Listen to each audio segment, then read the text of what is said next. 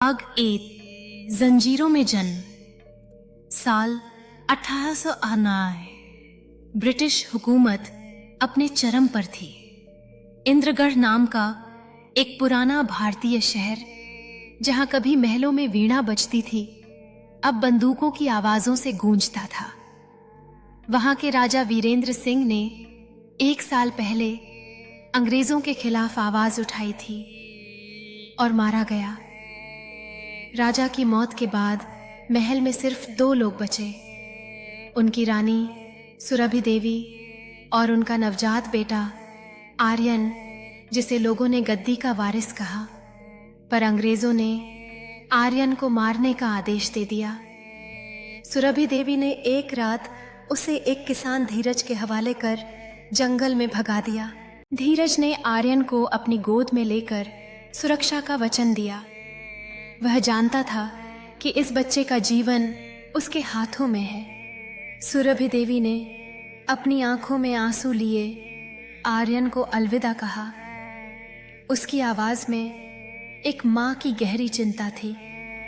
धीरज ने जंगल की ओर भागना शुरू किया, जहां हर पेड़ और हर छाया एक नए खतरे का संकेत थे। महल की ऊंचाई से धुआं उठता हुआ दिख रहा था, जैसे राजा की सच्चाई अब अधूरी रह गई हो। धीरज ने आर्यन को अपने बेटे की तरह पाला। आर्यन बड़ा हुआ, लेकिन हमेशा खुद से पूछता रहा, मैं कौन हूं? उसके भीतर एक अजीब सी आग थी। अन्याय देखकर उसका खून खौल उठता। जब वो 20 साल का हुआ तो उसके सामने सच्चाई आई। वह एक राजा का बेटा था और उसका जन्म ही क्रांति के लिए हुआ था। उसने अंग्रेजों के खिलाफ लड़ने की कसम खाई, पर यह कोई आम लड़ाई नहीं थी। उसे जनता को जगाना था, उन्हें हिम्मत देना था और सबसे पहले खुद को तैयार करना था।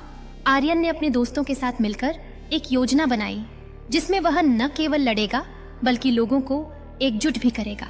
उन्होंने अपने लोगों में उम्मीद की एक नई लहर जागृत की और अब कोई भी डर उनके दिलों में नहीं था। जब उन्होंने पहली बार ब्रिटिश सैनिकों का सामना किया तो उनका जलता हुआ उत्साह एक अनकही ताकत में बदल गया। बात केवल लड़ाई की नहीं थी, यह उनके किए गए बलिदानों और सपनों के लिए लड़ाई थी। क्रांति के रास्ते पर उसे मिली सना, एक पत्रकार जो कलम से लड़ रही थी। सना की आंखों में आग थी और दिल में करुणा। आर्यन को उससे प्यार हो गया, लेकिन उनके रास्ते एक जैसे नहीं थे। एक दिन सना ने कहा, तुम तलवार हो, मैं शब्द। अगर हम साथ लड़ें तो तूफान ला सकते हैं। दोनों ने मिलकर एक गुप्त संगठन बनाया, आजादी की आहट। उनकी योजना ने कई युवा दिलों को जोड़ दिया, जो बदलाव की जंग में जुट गए। हर रात वे नए साहस के साथ आगे बढ़ते रहे, अपने उद्देश्य के प्रति समर्पित। सना ने अपनी कलम से सच को उजागर करना शुरू किया, जबकि आर्यन ने अपने कौशल को निखारना जारी रखा। जैसे जैसे उनकी कहानियां जुड़ने लगी, खतरे भी बढ़ने लगे। उनके भक्ति से भरे प्रयासों के बावजूद अंधेरे बादल उनके ऊपर मंडराने लगे, परंतु दोनों ने हार मानने का फैसला नहीं किया। उनका इरादा और भी मजबूत हो गया। जब आर्यन फांसी के तख्ते पर खड़ा था, तब समर्थकों की एक भारी भीड़ उसके चारों ओर इकट्ठा हो गई। उनके चेहरे में दुख और गर्व का मिश्रण था, जबकि उन्होंने एकजुटता से अपने हाथ उठाए।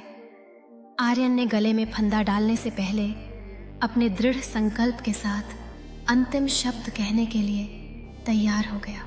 आर्यन की सेना बढ़ने लगी, पर अंग्रेजों ने गांव-गांव खोज शुरू की। किसी ने इनाम के लालच में आर्यन की पहचान उजागर कर दी। धीरज को पकड़ लिया गया। आर्यन ने अपने पिता समान धीरज को छुड़ाने के लिए खुद को सौंप दिया। उसे फांसी की सजा सुनाई गई। सना ने अखबार में पूरे देश को जगा दिया, एक और भगत सिंह पैदा हुआ है। अगर आज ये फांसी चढ़ा तो कल हर गली में एक आर्यन होगा। फांसी से ठीक पहले आर्यन ने एक नारा दिया, मेरी मौत मत रो, मेरी आज़ादी को जिंदा रखना। आर्यन की फांसी के बाद पूरे देश में बगावत फैल गई। उसकी मौत एक चिंगारी थी जिसने हर दिल में आग लगा दी। सना ने लड़ाई जारी रखी। 15 साल बाद जब आज़ादी का सूरज उगा, इंद्रगढ़ में पहला झंडा उसी पुल पर फहराया गया जहां आर्यन को मारा गया था, और उस झंडे पर लिखा था, ये आज़ादी उस बेटे की है जिसने माँ की कोख से ही लड़ाई शुरू कर दी थी। अब आज़ादी का समय आ गया था और हर एक चेहरे पर एक नई उम्मीद चमक रही थी जो आर्यन की याद में जिंदा रही। सैकड़ों लोग इकट्ठा होकर आर्यन के बलिदान की कहानियां साझा कर रहे थे। उनकी आवाज़ें एकजुटता और सम्मान से भर गईं।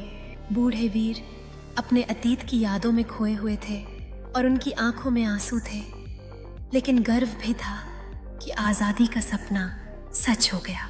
हर जगह खुशियां बिखरी हुई थी और लोग अपने नए सपनों के साथ एक नई जिंदगी शुरू करने के लिए तैयार थे।